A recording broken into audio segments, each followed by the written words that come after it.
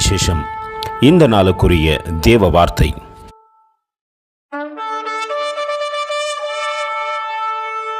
That if thou shalt confess with thy mouth the Lord Jesus, and shalt believe in thine heart that God hath raised him from the dead, thou shalt be saved. Romans 10:9.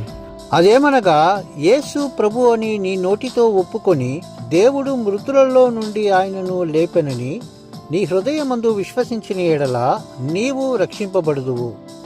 ರೋಮಿలకు ರಾసిన ಪತ್ರಿಕ 10వ ಅಧ್ಯಾಯ 9వ ವಾಕ್ಯ.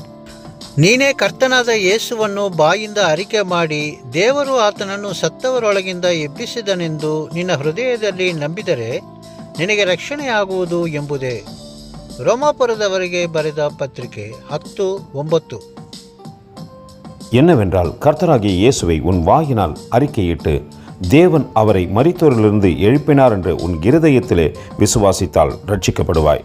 ரோமர் 10:9. அன்பின் தேவ பிள்ளைகளே, நாம் ரட்சிக்கப்படுவதற்கு ஏதுவான காரியத்தை தேவன் என்று கற்றுக் கொடுக்கின்றார். நாம் அவரை வாயினாலே அறிக்கையிட்டு இருதயத்திலே விசுவாசிப்போமானால் நிச்சயம் ரட்சிக்கப்படுவோம். கர்த்தர் தாமே உங்களை ஆசீர்வதிப்பாராக. ஆமென். எங்களோடு கூட இணைந்து ஊழியம் செய்ய விரும்பினால் இந்த வார்த்தைகளை மற்றவர்களுக்கும் பகிர்ந்து கொடுங்கள். இது ராஜ்யத்தின் சுவிசேஷம்.